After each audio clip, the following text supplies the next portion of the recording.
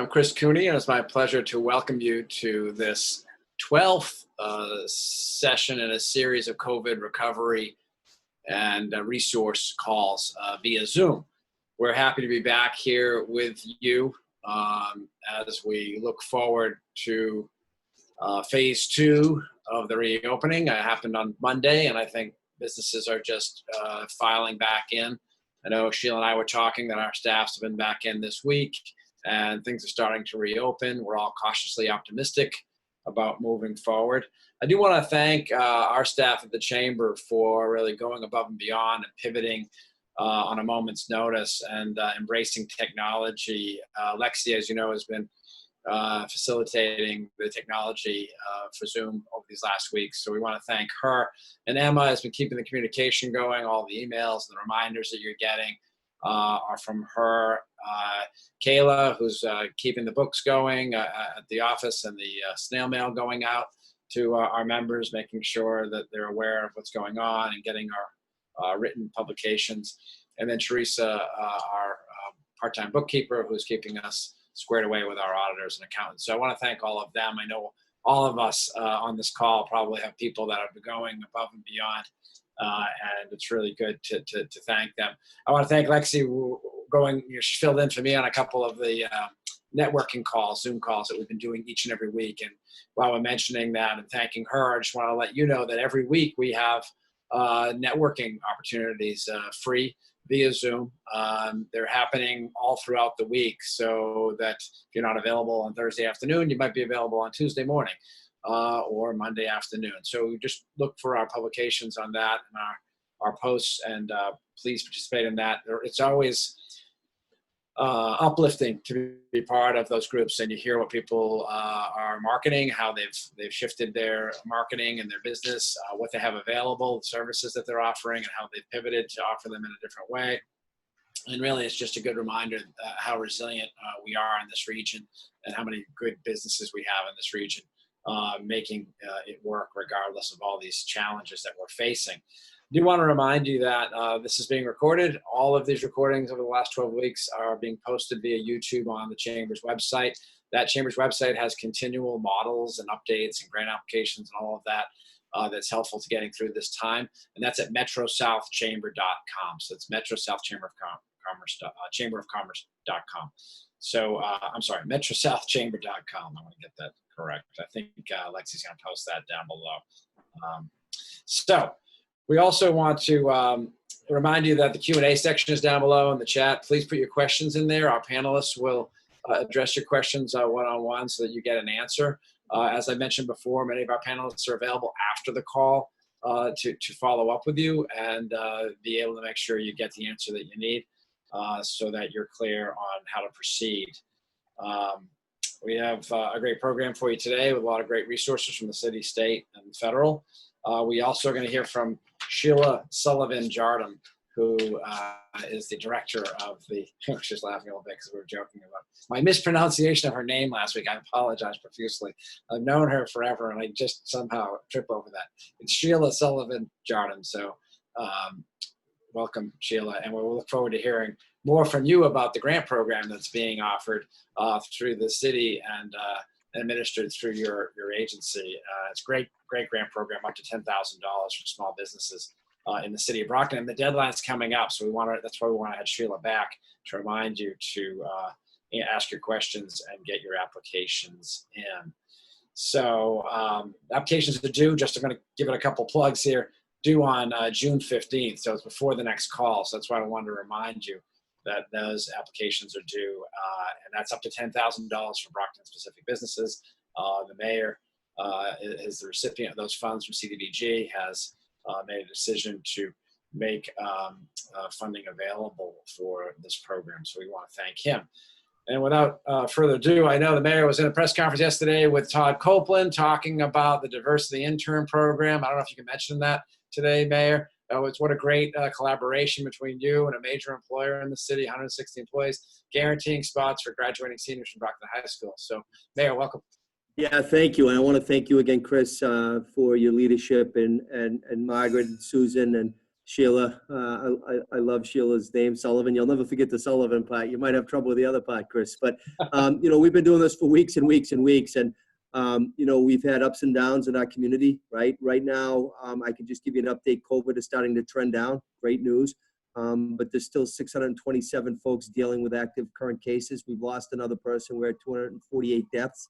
And total cases overall, 4157. So from the health component, we're still dealing with it day by day. From the business, today, first of all, is the deadline for the first round for the CARES Act to Plymouth County. So the city of Brockton has filed, and we're going to be expecting to get some timely refunds back from the county. And we thank our friends in the county and the county commissioners and Tom O'Brien, the treasurer, to help us on that. But yesterday was an unbelievable day. So Copeland's been here for half a century, 50 years in the city of Brockton. Todd Copeland's dad started it. It's Copeland Toyota, and it's expanded throughout the city, different dealerships. But Todd reached out right after the events of a week ago, Tuesday, and wanted to know, hey, what can I do? And you know what? He, upon his own accord, came up with the idea of offering 2 initial paid, keyword paid internships. Brockton High School students are going to be minority students to learn the auto trade in terms of sales force, the financial aspects of running a dealership, to actually the repair components. This is groundbreaking, because what Todd's looking to do is hire people that are going to be there for long term. That it's not just a one-off. This is going to be a career and give them the opportunity for real professional growth. It's going to be starting with 2. His goal is to get up to 6. And it really is just a wonderful, wonderful thing. And I want to thank Todd again personally and his wife. They were there yesterday. And that's what Brockton's about, coming together and working together and thinking outside the box.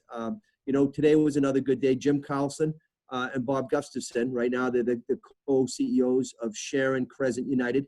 Of course, Sharon and Crescent Credit have merged. They came here this morning and gave a $10,000 donation for the Brockton Together Fund. Again, the Brockton Together Fund, we're working with United Way. So 10 grand's a lot of money. And I truly appreciate both Jim and Bob and Jonah Wine as well for coming here. Another good thing is I just signed several temporary licenses. I just did it about 10 minutes ago to get outdoor dining here at restaurants in the city of Brockton. As we know, the governor, Chris, is allowing up until November 1st for temporary. And we also have a simultaneous an ordinance that I filed that's going to be heard on the 17th of this month at the ordinance committee. So this is a Band-Aid approach through November. But ultimately, if the council, and I know they will, supports this endeavor, we'll have it long-term on the books forever. So quite a few applied. We have got outdoor dining rules and restrictions are all being met right now. But it's really an opportunity to get businesses back, let diners get outside and dine, let the waiters and waitresses make a couple bucks and do it in a way that, is proactive. So just wanted to share that as well. So there's some really good things happening right now. But also I want to let you know, I've had quite a few conversations this week in meetings with community activists here in the minority community, African-American community. I met with NAACP as well. Phyllis Ellis is the president and Tony Branch is the vice chair. And I've done a lot of Zooms this week. So conversation must continue to get the systemic change that we all need. So we're working together. Again, the keyword is together to get some really positive things. And I keep saying to everybody, I want Brockton to be the example throughout the Commonwealth and the nation. And I really have confidence in the fact that people are coming together peacefully, nonviolent. We've had wonderful, peaceful protests, loud protests. That's what it's about. So a lot going on right now. You know it, Chris, but biggest thing is what you're going to offer the viewers today, because every week this really gives information that's vitally important. So thank you. Thank you, Mayor. Thank you. We were talking with Margaret. She was helping us with the governor's folks regarding the outside eating establishments and having space. And my understanding is now they're going to allow 2-sided tents so that up to 2 sides can be covered to block the wind and the rain.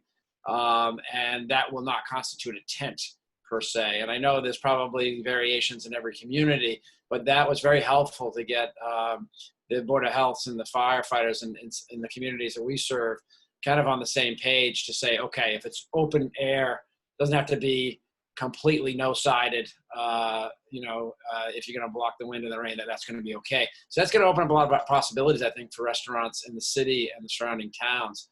And of course, with your support and your ordinance that's going forward, wow, that's progress. That's true progress, I think. And so thank you for your leadership on that. Chris, the only thing I could respectfully ask Margaret, your background next week, maybe the Rocky statue instead of Quincy, Fall River, huh? That's terrific. So any other updates on anything that's, I know, is the outdoor testing still available at the Brockton High It School? is, yes, it is. It is. Again, it was scaled back a bit. It's not every day now. It's Monday, Wednesday, Friday. But I had a call at 1 o'clock. Again, the numbers aren't showing. It's a collaboration, again, Neighborhood Health Center and Signature Brockton Hospital. So unfortunately, people aren't showing up in the numbers that they were. That's good and bad. But right now, both medical facilities are ready, willing, and able to stay up there, and we'll see how long they will. But the other big thing for city is that we're going to be doing the budget. We accepted the school committee budget the other night. Working diligently today to submit a budget on Monday the 15th to the council. And myself and the council president, Shirley Azak, have had conversations. Budget hearings will be the following week, 23, 24, ratification on the 25th. So a lot going on right now, a lot of balls in the air, but I'm a good juggler and we'll just keep going. Great. Thank you, Mayor. Appreciate your update. So pleasure now to introduce Margaret LaForest, who's with the Mass Office of Business Development. She's got a battleship behind her. I believe that's in the Fall River, as the mayor mentioned. Heavy cruiser. This is the USS Salem, and she opened today for tours, just outdoor only. And you know, I know that the Fuller Craft Museum down your way is looking to pivot, and so this was just kind of one of your callers previously asked us to do some virtual backgrounds. They're sick of seeing my same artwork, and this is an organization I volunteer with and I'm passionate about. So just a shout out, that nonprofit sector is something that we've talked about. They're really hurting, and what can you do in your own backyard? And just a shout out that I know Fuller's pivoting, and give me some good Brockton. I'll have a good Brockton picture next week. But Mayor, I actually have good news for you. Right on the follow up the topic, Chris, you couldn't have keyed this up any better for me. The Lieutenant Governor on our call today, as well as Secretary Keneally, there's a new grant program, and this is perfect for Brockton. Am I stuck?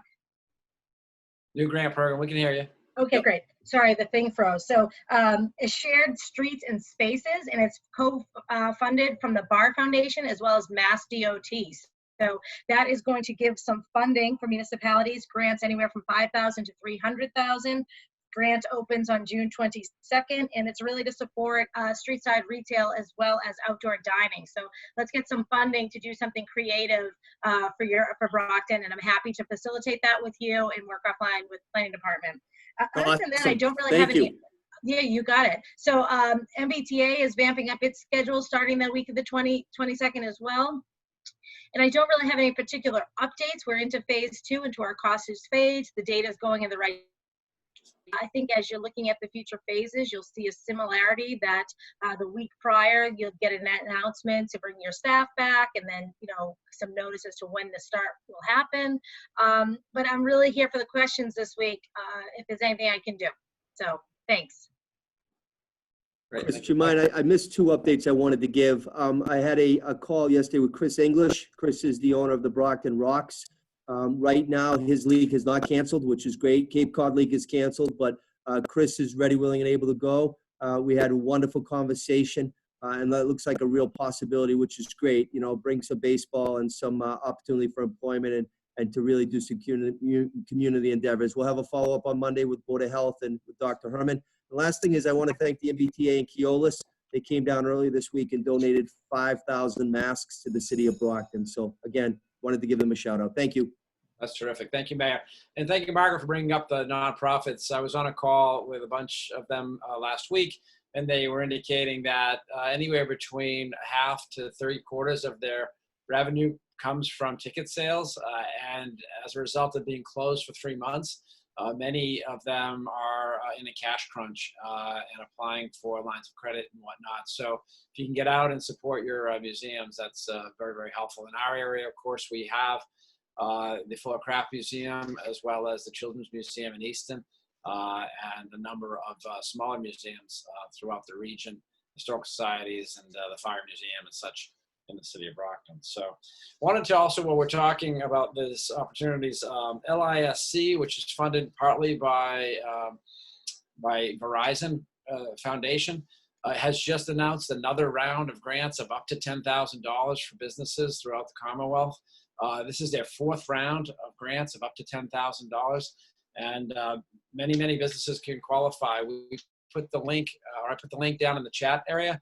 If you have interest in applying, or you know somebody who might, please just cut and paste that and send it to them, and let them know that those funds are available. It's now my pleasure to introduce Eli Spehu, who's been with us from week one from the United States Small Business Administration. Eli's going to give us an update on the latest going on with the SBA. I think it was last week, if you guys tuned in with us, we heard that the PPP regulations had been eased quite a bit for small businesses, allowing them to extend to 24 weeks their use of those funds. And that makes a big difference for a lot of restaurants and businesses that were just allowed to go back. Eli, welcome. How are you? Well, good afternoon, Chris. Thanks again for having me on this call. I do have a couple of slides that I do want to share, as always, and I'm going to kindly ask Alexi to make me a presenter so I can share the screen and that presentation real quick. But I just want to point out, I'm sure you guys have heard the Administrator Carranza and the Secretary of the Treasury Mnuchin at the the Senate hearing on the Small Business Committee on June 10th. A really moving, I think, testimony from both of them. Some of the numbers that they shared, and again, I will share with you guys the link, the YouTube link, that all participants can actually hear that testimony and the progress made with all of our CARES Act programs. But really moving testimony from both of them. A lot of the members of the Small Business Committee shared their own remarks, and I cannot be prouder truly about the work that we as an agency have done, and grateful for the partners we've got, such as yourself, the various chambers throughout, the state, lending partners, municipalities, and you name it, the state, and so on and so forth. Quickly here, I don't want to digress too much. I have a tendency to lose track of time, and I know I only have a few minutes here. But I just want to give a quick report on the numbers, and as well a brief update when it comes to the changes to the program. So we all know that Congress passed the Paycheck Protection Program Flexibility Act. It became public law on Friday the 5th. So all loans approved after the 5th of June will have an automatic 5-year maturity. Okay, loans that were approved prior to June 5th, borrowers can go to their banks, and they can negotiate the term. They are 2-year terms, but lenders have the ability and the flexibility to extend the term if they feel that, some of the loan may not be forgiven, and the borrower may need a longer repayment term. Okay, so it truly is up to the discretion of the lender to extend those existing loans from a 2-year to a 5-year term. Quickly on the numbers again, the part in here you can see, and I'm sure you've all heard, we've approved 4.5 million loans under the PPP loan program since the onset of the program on April 3rd. The point I want to make here is there's still $130 billion remaining with a B, billion? That's billion, yes. Wow. So, but there's only 2 weeks left to apply for it. So the June 30th of 2020 is a hard and fast deadline under the current guidance. We don't anticipate that to change. You never know. We've said that many times, but things have changed. But as it stands today, I want folks, if they have not applied and they feel that given the added flexibility that the Flexibility Act provides to small businesses, just want folks to take full advantage of this program. This is by far, the best thing there is out there. And so, Eli, would you say that if folks think they're going to need funds between now and October, they should talk to the bank right now, because that bank has to have it to the federal government by June 30th, right? So they don't have a lot of time to get that is correct, Chris. That is a very good point. So one thing that I do want to make sure that people understand is any business can only have one PPP loan at a time. So, and what I mean at a time is only one PPP loan. So those loans that were approved under the, the rules prior to the Flexibility Act, they're locked into that. There cannot be any changes, especially if the bank reported the loan to the SBA. Okay, so folks cannot go back and ask for more money because now there's a longer period of time of 24 weeks for the covered period in a sense, right? So just want to reiterate the point that this is for new applicants. This is for businesses that did not take advantage of the program prior. Okay, now the loans that were approved prior to June 5th, they still get the same flexibility of 24 weeks for spending the money. So they get to choose at their own, election, either an 8-week track or a 24-week track for the covered period. So that's great flexibility, for all of these loans.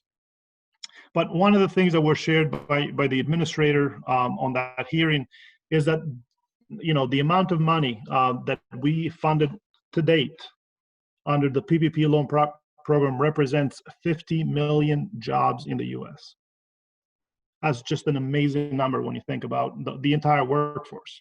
Yeah. So again, just want to make sure that folks understand that these are not necessarily, despite what we hear on the news, the majority of these loans, almost 3 million of those units are under $50,000.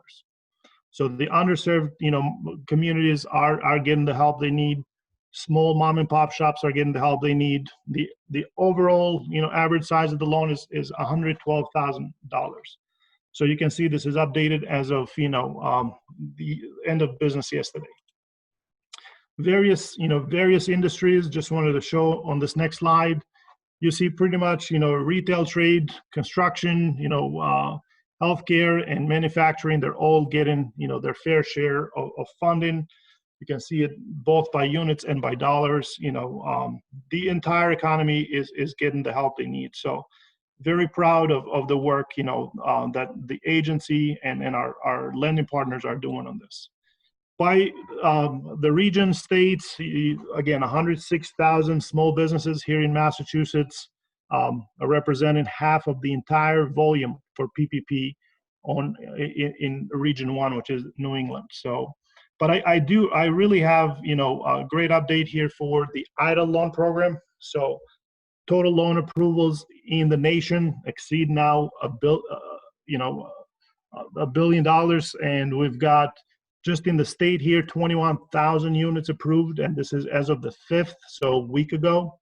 So obviously we're getting approvals of, 800 units a day. So I'm pretty sure that we're going to be, close to 30,000 approvals by the time that this slide gets updated. But one of the things that the administrator mentioned in the hearing is that to date, and this was as of Wednesday, the agency has approved more loans under the COVID-19 disaster than the entire amount of funding from all disasters combined. Wow. It is just, when you think about it, right, as a direct program from the agency, I'm sure folks remember that Hurricane, Harvey, Irma, and Maria combined represent less than 7% of the funds approved to date on the COVID-19. So a couple of things, one, a couple of slides that I did want to share. So this next slide talks about the program as it was. I think it's more important for us to talk about some of the changes on the Flexibility Act, and I know my time is limited here, so this will be my last slide. But for folks to remember, the payroll costs that must be used under the PPP loan program under the new Flexibility Act can be as low as 60%. So if a borrower gets, let's say, a $100,000 PPP loan, they have to use in that 24-week window at least $60,000 in payroll costs for the entire amount to be forgiven. Now, keep in mind that the other 40% has to be a covered non-payroll cost. So it has to be mortgage interest, it has to be rent, utilities, anything that's covered and the borrower either claimed or was entitled to claim on their tax returns for 2019. All right, we do have two safe harbors. The safe harbor date was extended from June 30th of 2020 to December 31st of 2020. So that's a big benefit to small business owners. So if the safe harbors, so whether it's the full-time equivalent, the head count, or the salary and wage levels, if they're restored by December 31st of 2020, there is no penalties for the small business owners. So they will get the maximum forgiveness on the program. So with that said, I turn it back to you. And again, greatly appreciate, the opportunity to share some updates. Thank you, Eli. Thanks for the update. We did have a question on EIDL.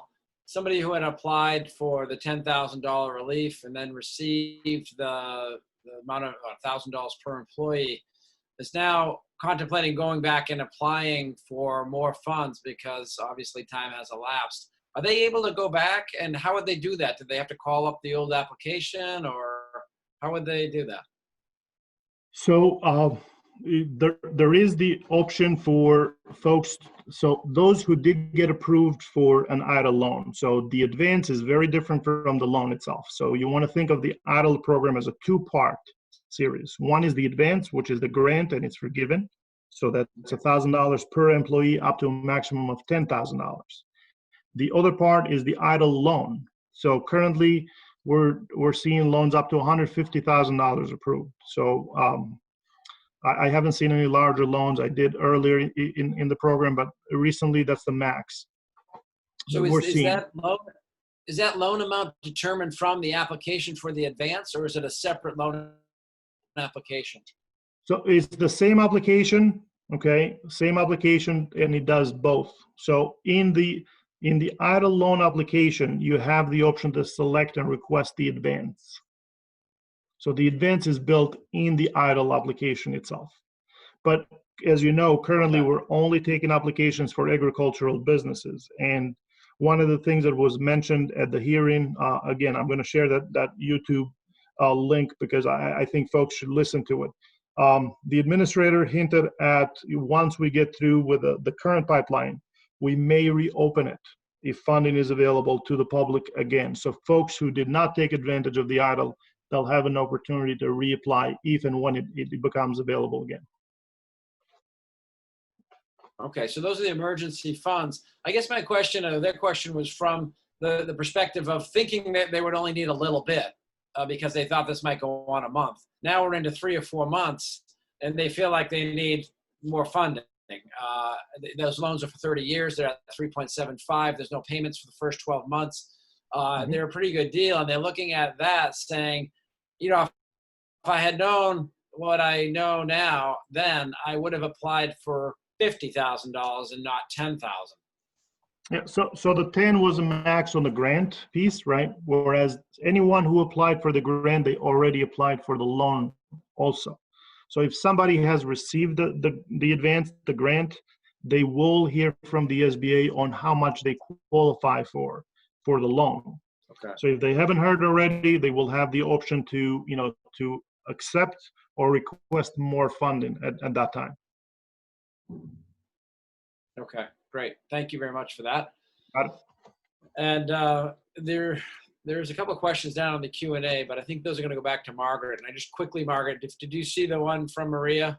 From Marie regarding the bus. This sounds very similar to the tent situation that we dealt with a couple of weeks ago, whereas they're just asking for a little bit of a shift in the policy to allow the same vehicles to be used for bus transportation rather than having to scrap those buses and buy all new ones or lease all new ones.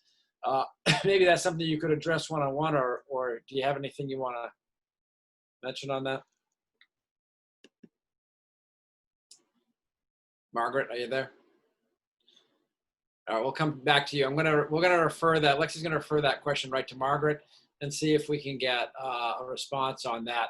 I do think that's something that we can advocate for. It seems reasonable and a simple change that was going to make a major change for bus companies in this area, of which we have a number of them in the region servicing public school students. So it's just a matter of being able to take some seats out or block them off. rather than having to get new vehicles? So that's a great question.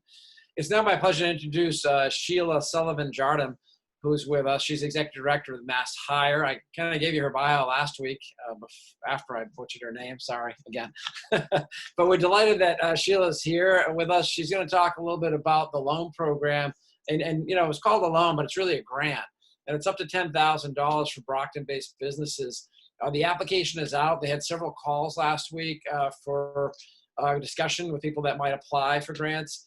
The deadline is coming up on the 15th. So Sheila, welcome. Can you tell us a little bit about that? And while you're on, I know you run a pretty big organization over there helping people find jobs and whatnot. I imagine it's very busy, and I know you've pivoted somewhat online, but I also know from talking with you today that your staff's back into the office and you're taking clients. So maybe you can talk a little bit about all of that.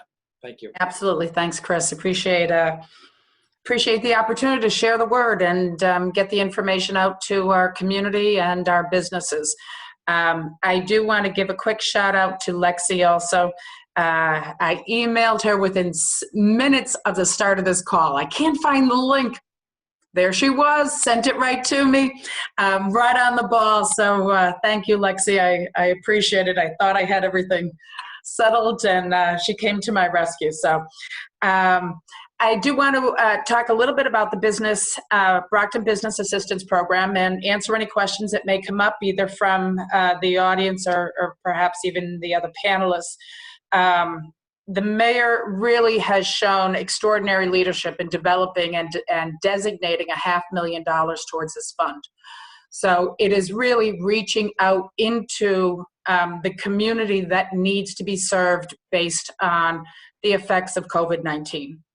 The mayor, along with the Brockton Redevelopment Authority, are using the community development block grants and have set aside this $500,000 to be distributed in $10,000 awards.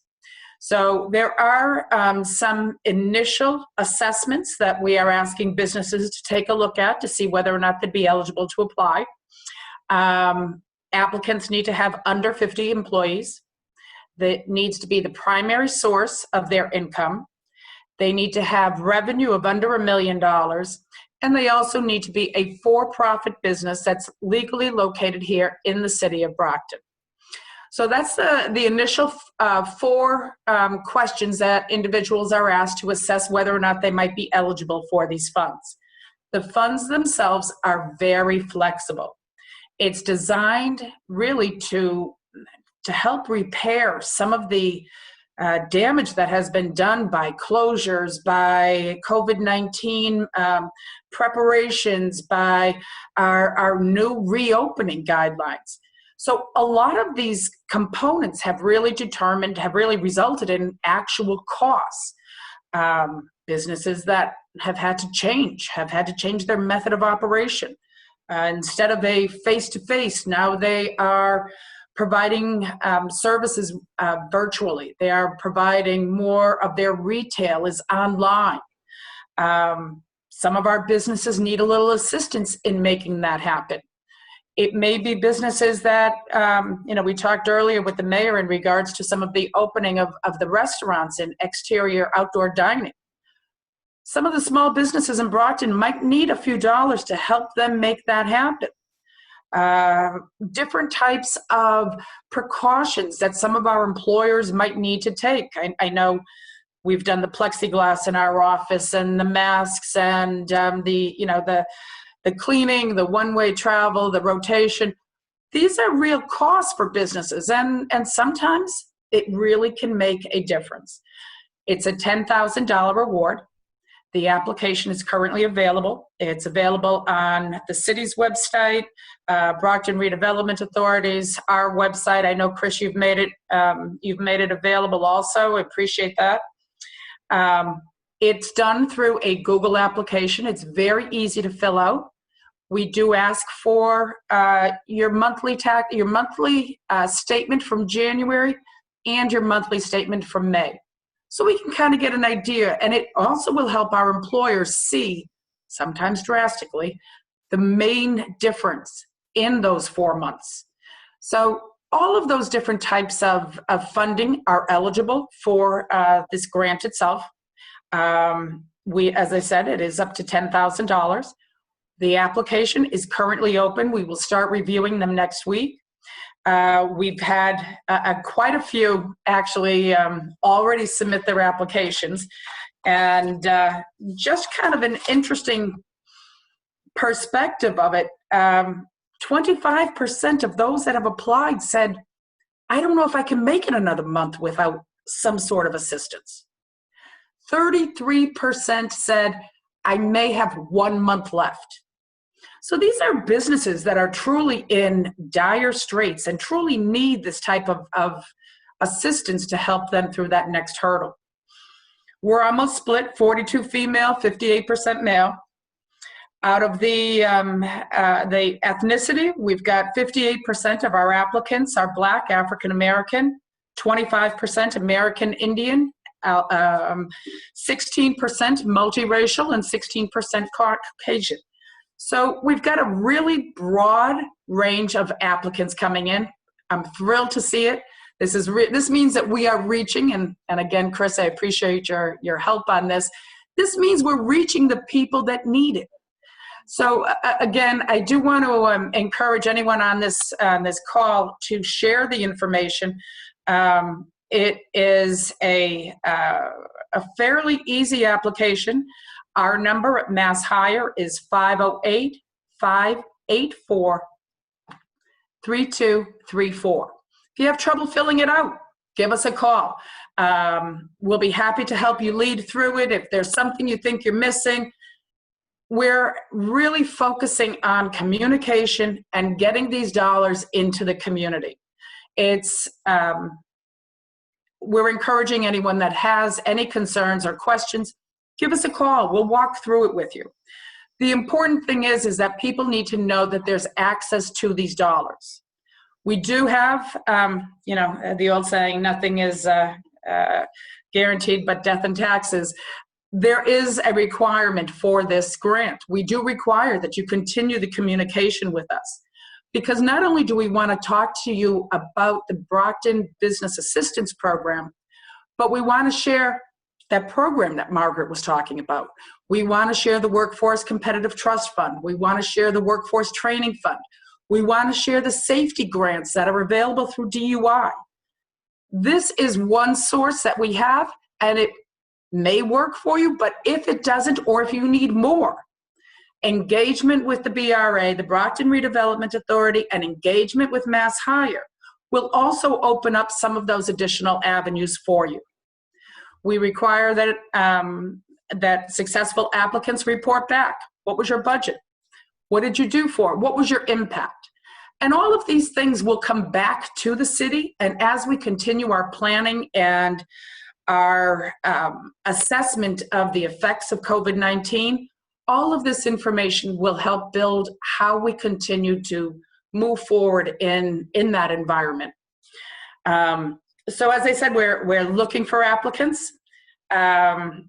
Any questions, please, there's our number. You're certainly welcome to give us a call. There's emails associated with the application. We're here to help you apply for these dollars.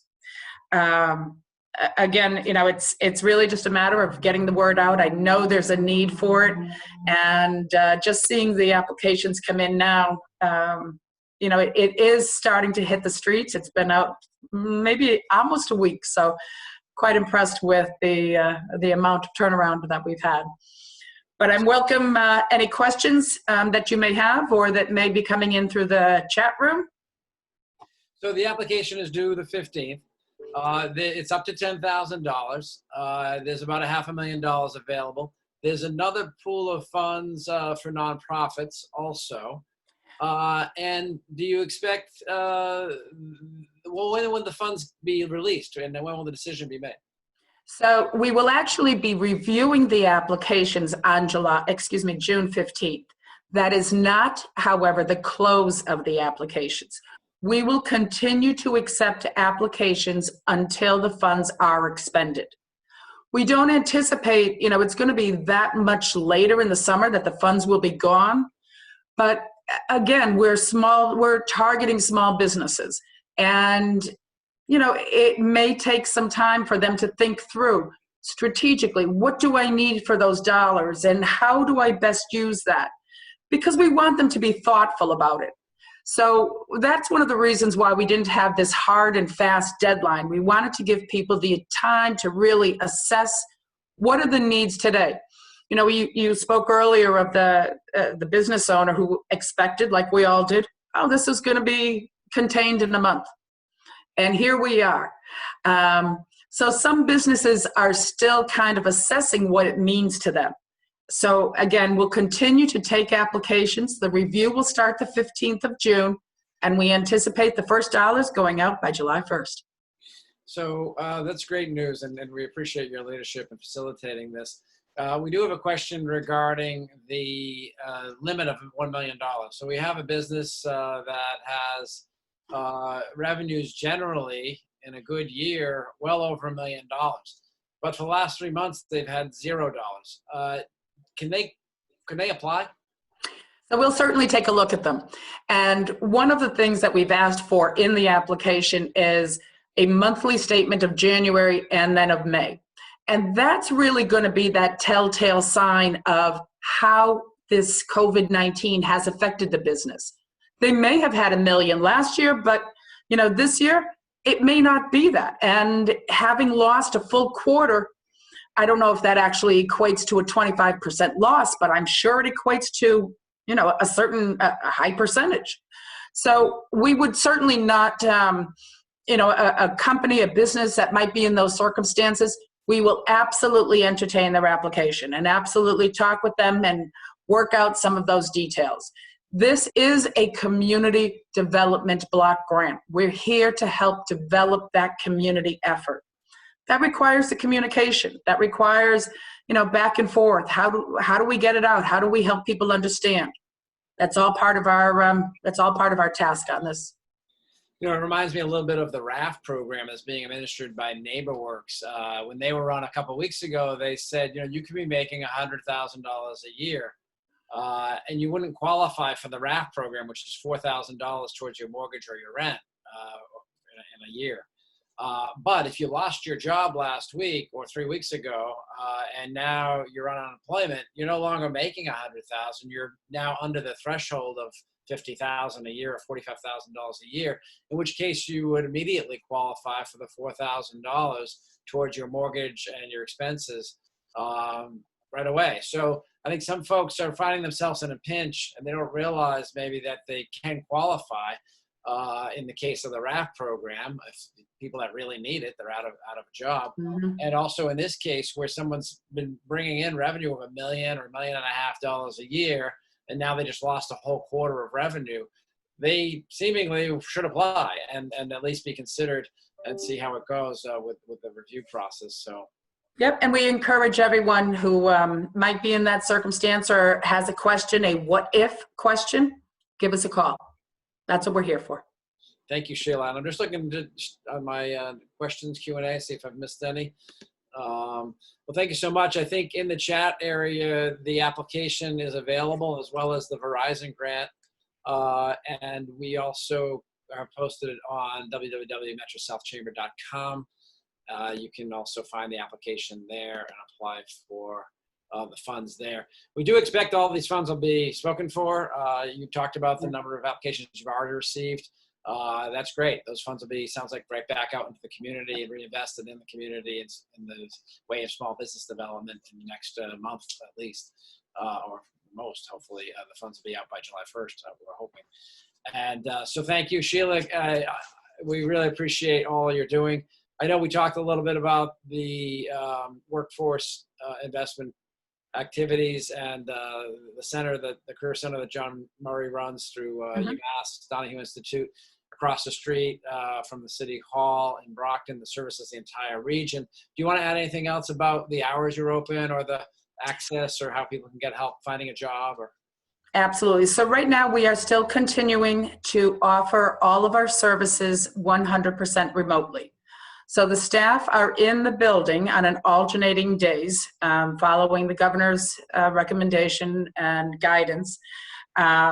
We are continuing to serve all of our customers remotely. But what's really been interesting is we had a face-to-face training on becoming a universal banker in finance and banking. And I had two members of my staff, Lorraine and Ray, turn it around virtual. And they were able to do that so that all of those individuals still got their training. And about last week, I think it was, they actually, every one of them graduated with their certificates, and they're now looking at employment. John Murray in the Career Center has taken their Career Center seminar services and also turned them virtual.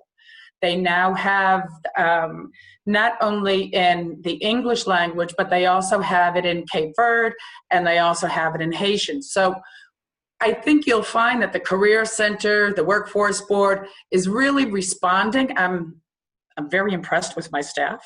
We're learning all sorts of new things, but it's great. So, you know, we're trying to respond in the best atmosphere possible. We know that within the next couple of months, it's going to be tough. We have a very high unemployment rate. People don't know when their jobs are reopening. People don't know when they're going back to work. It's very uncertain. Our job and the job of the Career Center is to A, help them find other avenues, and B, to work with those employers to help them discover ways of either training their incumbent workforce, creating new levels on the entry level, or, you know, some method of stimulating their business that will also allow for job matching between our job seeker and our business partners. So the Career Center, while our doors are closed, our physical doors are closed at the moment, we've got a lot going on. Our summer jobs is in full force. I was just going to ask you about that.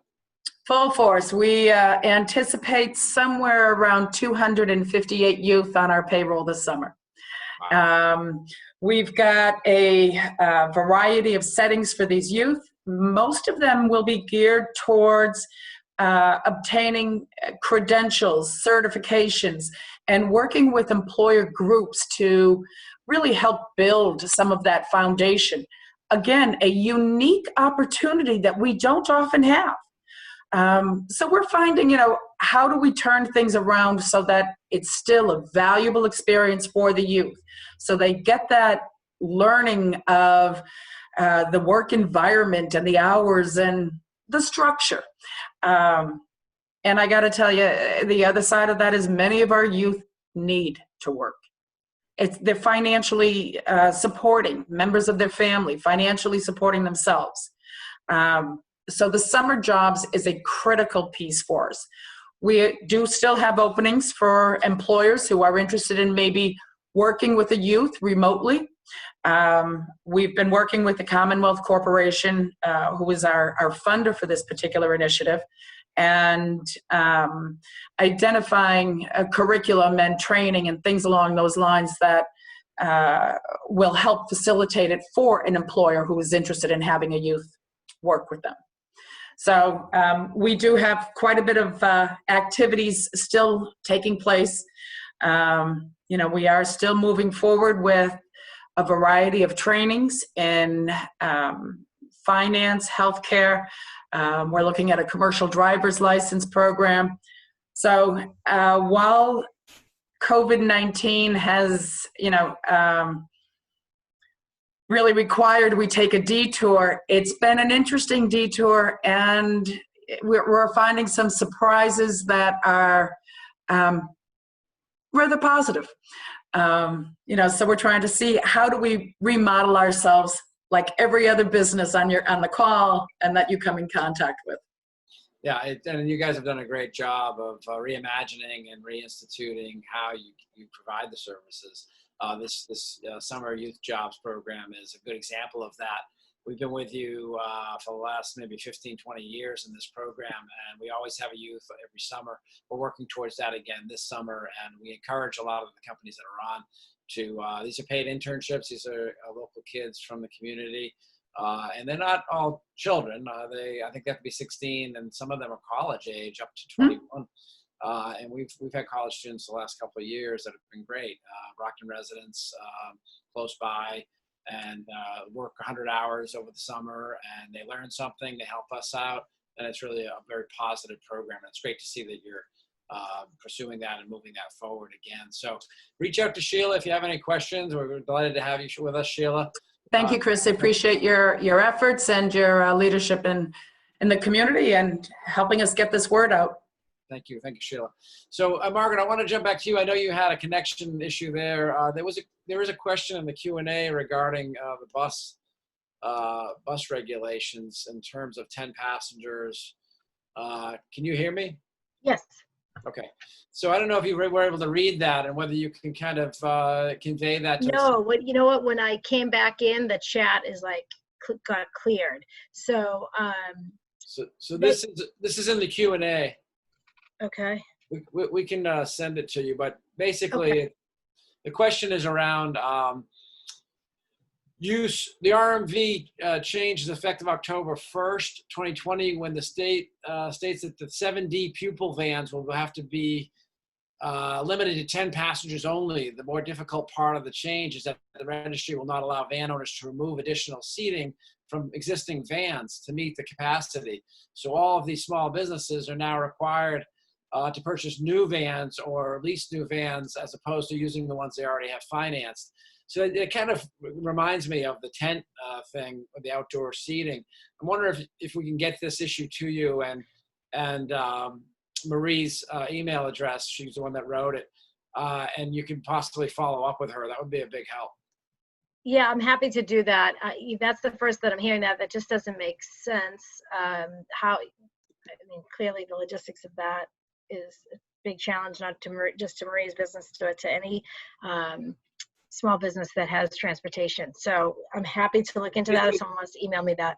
She says it will put her out of business, but it says we are asking that the registry could just allow us to either remove the additional seating that's not allowed, or to allow the passenger requirements to be 12 passengers instead of 10. That would be a great accommodation and would save a lot of expense and many businesses from going out of business that provide transportation to public and private charter schools, I imagine.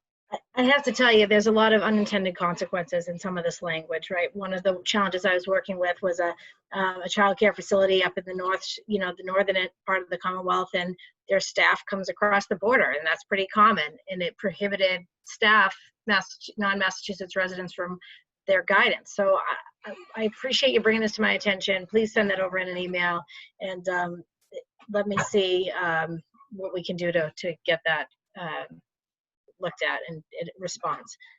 And it looks like Alexia or Emma is corresponding with them to try to cut and paste that to you so you can get it directly and get her email address. It's Marie, but she sent it from another email address, so we'll get to the bottom of that. Well, thank you. And again, we're all pivoting to online. We're all honoring our mission statements and moving things forward. And to that degree, I just want to remind you that next week we will have the opportunity to honor a woman leader in the community as part of our Athena Awards program.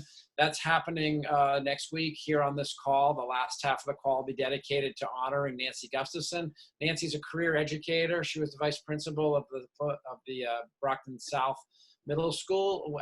After she retired, probably 20 years ago, she then dedicated herself to volunteer efforts with the Charity Guild in Brockton and has benefited many, many young women and families in helping them at difficult times to get over the hump and get back on their feet through resources that are provided at the Charity Guild. And so she's being honored next Friday. We're going to honor her. We also have a great speaker, Bobby Carlton, who's well known. She speaks around the country, and she's agreed to donate her time to be with us for 20 minutes next week. Her name's Bobby Carlton. She opened up Innovative Women founder. She has 3 companies. She does public relations, and she has this incubator program for women entrepreneurs who are getting going. We also, she does a great TED Talk, which she's going to talk a little bit about how she pivoted in 2008 when she had just started a company, and at that time the economy changed. She lost her investment, she lost her job, and she had to totally recreate her future, and she's done that. And we felt she would be an inspirational story, and she's been kind enough to understand that we want to celebrate Nancy, and we'll have a speaker who kind of inspires. And so she's donating her services. And so we hope that you will tune in with us next week at 2 o'clock to get an update on all of the great programs we talked about over the last few weeks, and also to honor a local woman leader in our community. So I want to thank you all for tuning in. I know this weekend is supposed to be extraordinary weather-wise, Saturday and Sunday. So please get outside, get some fresh air, enjoy the sunshine, clear the air. You know, last weekend we took the kids out on that beautiful day, and they said, "Dad, we almost forgot this pandemic." So if we can achieve that, you know, my 13-year-old twins, if you can achieve that without putting yourself at risk, then hopefully you will, and have a great weekend. So again, thank you all for participating, and look forward to seeing you next week.